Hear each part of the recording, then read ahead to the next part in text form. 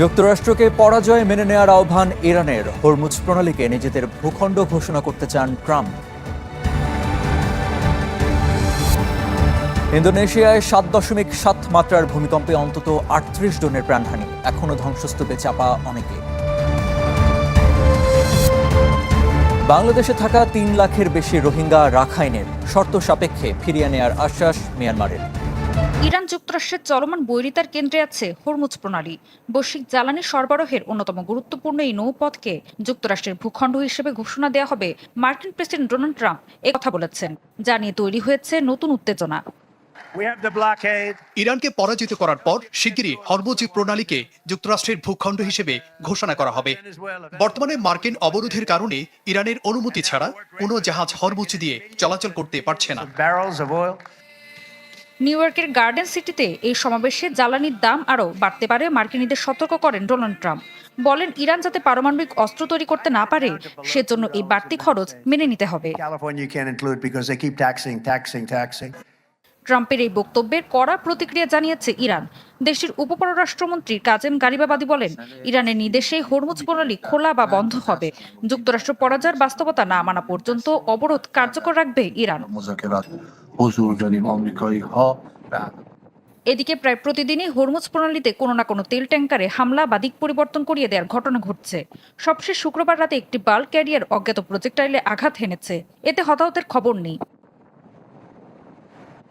সংঘাতের প্রভাবে আন্তর্জাতিক বাজারে অপরিশোধিত তেলের দাম বেড়েছে। শুক্রবার অপরিশোধিত তেল প্রতি ব্যারেল প্রায় $1 বেড়েছে।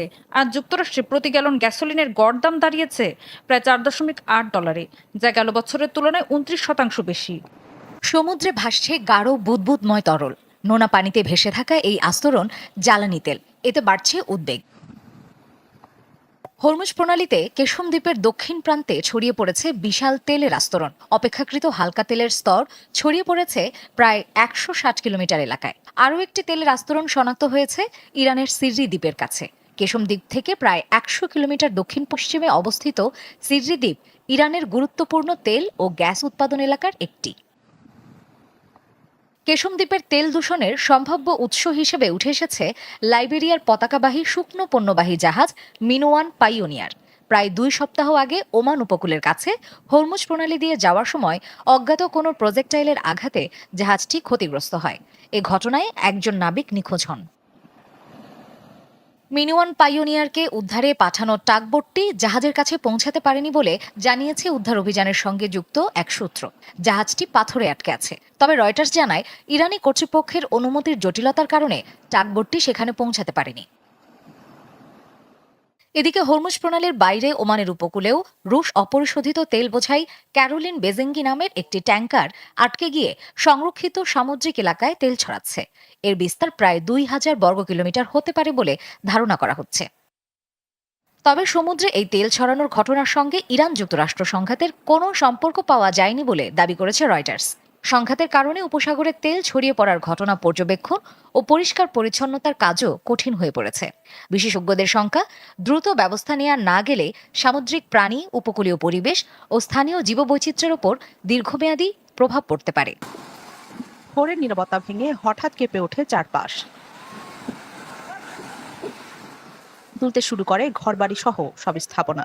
আতঙ্কে খোলা আকাশের নিচে নেমে আসেন বাসিন্দারা। শনিবার ভোরে ইন্দোনেশিয়ার ফ্লোরেস দ্বীপের উপকূলে আঘাত হানে 7.7 মাত্রার ভূমিকম্প। এর আধা ঘন্টার মধ্যে অনুভূত হয় 3টি আফটার শক।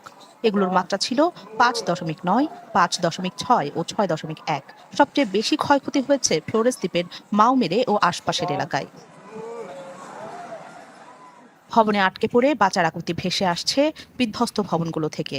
চরম উদ্বেগ উৎকণ্ঠায় স্বজনরা। প্রচন্ড ঝাঁকুনিতে আমাদের ঘুম ভাঙে। এরপর ভূমিকম্প হচ্ছে বুঝতে পেরে দ্রুত ভবন থেকে নিচে চলে আসি আমরা। তবে বারবার আফটার শক হচ্ছে বলে ঘরে ফিরতেও ভয় পাচ্ছি আমরা। এদিকে ভূমিকম্পের পরপরই তৈরি হয় বড় ধরনের সুনামি আতঙ্ক। উপকূলের বাসিন্দাদের দেয়া হয় দ্রুত সরিয়ে নেওয়ার নির্দেশ। পূর্ব নুসা তেঙ্গারা, পশ্চিম নুসা তেঙ্গারা ও সুলাওয়েসি সহ বেশ কিছু এলাকায় সুনামি সতর্কতা জারি করা হলেও বড় ধরনের বিপর্যয়ের শঙ্কা না থাকায় 3 ঘন্টা পর তা প্রত্যাহার করা হয়। 27 কোটির বেশি জনসংখ্যার দেশ ইন্দোনেশিয়া প্রায় 17,000 দ্বীপ নিয়ে গঠিত। প্রশান্ত মহাসাগরের রিং অফ ফায়ার অঞ্চলে অবস্থিত হওয়ায় দেশটিতে প্রায়ই ভূমিকম্প ও আগ্নেয়গিরির অগ্ন্যুৎপাত হয়। এর আগে 1992 সালে উপকূলীয় অঞ্চলে শক্তিশালী ভূমিকম্প আঘাত হানে। ওই ভূমিকম্পের পর সৃষ্ট সুনামিতে ফ্লোরেস দ্বীপে 2,500-এর বেশি মানুষের প্রাণহানি হয়। তীব্র তাপপ্রবাহ আর দাবানলে বিপর্যস্ত ইউরোপের বেশ কিছু দেশ। শুক্রবার ক্রোয়েশিয়ার জাদার শহরে দাবানল ছড়িয়ে পড়লে আগুনের ধোঁয়ায় আকাশে তৈরি হয় ঘন কালো স্তম্ভ। একই সময়ে দেশটির পর্যটন শহর ওমিশে আরেকটি দাবানলে ঘটে হতাহতের ঘটনা। নিরাপদ স্থানে সরিয়ে নেওয়া হয় হাজারের বেশি মানুষকে। উত্তর গ্রিসেও ভয়াবহ পরিস্থিতি। হালকিডিকির সেভিরি এলাকায় দাবানল দ্রুত ছড়িয়ে পড়ায় শত শত পর্যটককে সমুদ্র পথে সরিয়ে নিতে হয়েছে। আগুনের তীব্রতা এতই বেশি ছিল যে সড়ক পথে বের হওয়া ছিল ঝুঁকিপূর্ণ। ফ্রান্সেও পরিস্থিতি উদ্বেগজনক। দেশটির লঁদ অঞ্চলে দাবানল থেকে বাঁচাতে 525 জনকে নিরাপদ স্থানে সরিয়ে নেওয়া হয়। চলতি বছর ফ্রান্সে দাবানলে পুড়ে যাওয়া এলাকার পরিমাণ গত এক দশকের গড়ের তুলনায় অনেক বেশি। স্পেনেও ব্যাপক আগুনের সঙ্গে লড়ছেন দমকল কর্মীরা। হুয়েলভা অঞ্চলের একটি দাবানলে প্রায় 31,000 হেক্টর এলাকা পুড়ে গেছে। শত শত মানুষকে সরিয়ে নেওয়া হয়েছে নিরাপদে। আগুনের হুমকিতে ঐতিহাসিক স্থাপনা ও মূল্যবান নিদর্শনও নিরাপদে সরিয়ে নেওয়ার উদ্যোগ নিয়েছে স্পেন কর্তৃপক্ষ। জার্মানির পশ্চিমাঞ্চলে হুটকেন বনাঞ্চলে দাবানলের হুমকির মুখে প্রায় 1,800 মানুষকে সরিয়ে নেওয়া হয়েছে। দ্বিতীয় বিশ্বযুদ্ধের সময়ের অবিস্ফোরিত গোলাবারুদ থাকায় সেখানে আগুন নেভানোর কাজ আরও কঠিন হয়ে পড়েছে।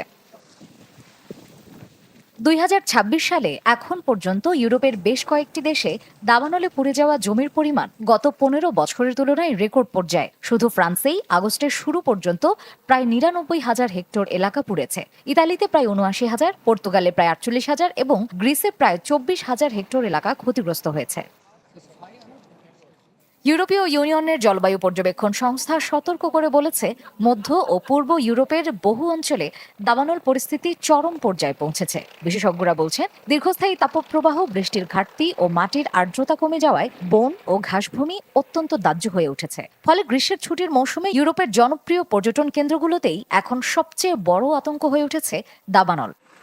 14 আগস্ট নির্দিষ্ট দিনেই বাহরাইনে উদ্বোধন হয়ে গেল জাতীয় পরিচয়পত্র প্রদান কার্যক্রম, যা ঘিরে বাংলাদেশ দূতাবাসে উচ্ছ্বাস ছড়িয়ে পড়ে উপস্থিত প্রবাসীদের মাঝে।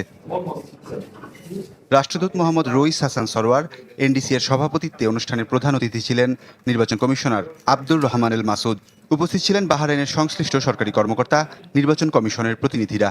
এখন থেকে নিখুঁতভাবে এনআইডি কার্ড এর জন্য আবেদন করা যাবে এবং সেটা প্রসেস করা যাবে এবং এখান থেকে ইস্যুও করা যাবে। তা আমরা আবারও ধন্যবাদ জানাচ্ছি বাংলাদেশ সরকারকে, বিশেষ করে ইলেকশন কমিশনকে এবং এনআইডি টিমকে এবং বাহরাইনের গভর্নমেন্টকে আমরা ধন্যবাদ জানাচ্ছি। ইতিমধ্যেই বাহরাইন সহ 18টি দেশে এই কার্যক্রম চালু আছে। ওখানকার যারা প্রবাসীরা আপনারা আছেন, তারা সহজেই এমবাসির কাছে উপস্থিত হয়ে আপনাদের ন্যাশনাল আইডি কার্ড করতে পারবেন। অনুষ্ঠানে বক্তারা প্রবাসীদের জন্য এনআইডি এর গুরুত্ব তুলে ধরেন। প্রধান অতিথি প্রবাসীদের দূতাবাসের মাধ্যমে এনআইডি সেবা গ্রহণের আহ্বান জানান। দীর্ঘদিনের প্রত্যাশিত এই সেবা চালু প্রবাসীদের জন্য স্বস্তির বিষয় বলে জানান রাষ্ট্রদূত। উদ্বোধনী অনুষ্ঠানে 2 জন সেবা প্রার্থীকে আনুষ্ঠানিকভাবে এনআইডি কার্ড প্রদান করা হয়। পাশাপাশি রাষ্ট্রদূত ও বিদেশি অতিথিকে নির্বাচন কমিশনের পক্ষ থেকে দেয়া হয় সম্মাননা স্মারক। পরে দেশ ও জাতির কল্যাণ কামনায় অনুষ্ঠিত হয় বিশেষ দোয়া ও মোনাজাত। এতে সকল প্রবাসীদের অনেক সমস্যার সমাধান হয়ে যাবে। দেশে গিয়ে এই এনআইডি কার্ডের জন্য অনেক সমস্যা পড়তে হয়। ইনশাআল্লাহ আশা রাখি এনআইডি সেবার মাধ্যমে বাহরাইন প্রবাসীদের জন্য অনেক দিনের সমস্যার সমাধান হবে। এখন থেকে দূতাবাসের মাধ্যমে এনআইডি আবেদন ও সংশোধনের সুযোগ পাবেন প্রবাসীরা। এতে সরকারি ও ডিজিটাল বিভিন্ন সেবা গ্রহণ আরও সহজ হবে বাহরাইনে বসবাসরত বাংলাদেশিদের জন্য। বিভিন্ন এলাকা থেকে সংগ্রহ করা প্লাস্টিক বিশেষ মেশিনে প্রক্রিয়াজাত করে তৈরি হচ্ছে shopping bag, table cover, biohazard garbage bag সহ নিত্য প্রয়োজনীয় বিভিন্ন পণ্য। তবে প্লাস্টিক থেকে তৈরি হলেও শতভাগ পরিবেশ বান্ধব স্টার্চ বা দানা থেকে তৈরি পলিথিন ব্যাগ প্রাকৃতিকভাবে দ্রুত মাটিতে মিশে যায়। আধুনিক প্রযুক্তির মাধ্যমে মরুর দেশ সৌদি আরবের বুকে গড়ে উঠেছে আবুল আবান গ্রুপ আরব প্লাস্টিক ফ্যাক্টরি। একজন প্রবাসী বাংলাদেশির হাত থেকে প্রথমবারের মতো শুরু হয়েছে এমন ডিজিটালাইজড ও দূষণমুক্ত প্লাস্টিক কারখানার যাত্রা। সেখানে প্লাস্টিক থেকে উৎপাদিত হচ্ছে পুনর্ব্যবহারযোগ্য আন্তর্জাতিক মানের বিভিন্ন পণ্য। প্রতিষ্ঠানটিতে কর্মসংস্থান হয়েছে বহু বাংলাদেশির। উৎপাদিত পণ্য সৌদি আরবের স্থানীয় বাজার ছাপিয়ে যাচ্ছে আন্তর্জাতিক বাজারেও। শতাধিক বাংলাদেশি কর্মসংস্থান করতে পেরে আনন্দিত প্রতিষ্ঠানটির চেয়ারম্যান। সব থেকে আমরা পাচ্ছি কাদেরকে, বাঙালিদেরকে কাজও বেশি করে, ওনারা মাশাআল্লাহ তাবারাকাল্লাহ ডিউটিকে কোনো ফাঁকি দেয় না। আমাদের কাছে যেগুলি আছে, দক্ষ ও প্রশিক্ষিত বাংলাদেশি কর্মীদের জন্য ভবিষ্যতে আরও কর্মসংস্থানের সুযোগ তৈরি হবে বলে মনে করছেন সংশ্লিষ্টরা। কারখানার কার্যক্রম পরিদর্শন করে এর অগ্রগতির প্রশংসা করেন জেদ্দার কনসাল জেনারেল মোহাম্মদ সাখাওয়াত হোসেন। আমি এই ফ্যাক্টরি ভিজিট করে অত্যন্ত আনন্দিত এবং গর্বিত, এবং উনি ভাই আমার বামে আছেন যে ওনার এখানে প্রায় 100-র উপরে কর্মসংস্থান হয়েছে। বেশিরভাগই আমাদের বাংলাদেশি ভাইরা কাজ করছেন। কারখানায় উৎপাদিত কিছু পণ্য খোলা জায়গায় দীর্ঘ সময় থাকলে প্রাকৃতিকভাবে নষ্ট হয়ে যায়, যা পরিবেশ বান্ধব বলছেন সংশ্লিষ্টরা। ভবিষ্যতে বাংলাদেশেও এমন আধুনিক প্রযুক্তির কারখানা স্থাপনের পরিকল্পনা রয়েছে তাদের। প্রবাসী বাংলাদেশিদের এমন উদ্যোগ শুধু কর্মসংস্থানই সৃষ্টি করছে না, বরং দেশের অর্থনীতি ও বৈদেশিক মুদ্রা অর্জনেও রাখছে গুরুত্বপূর্ণ ভূমিকা।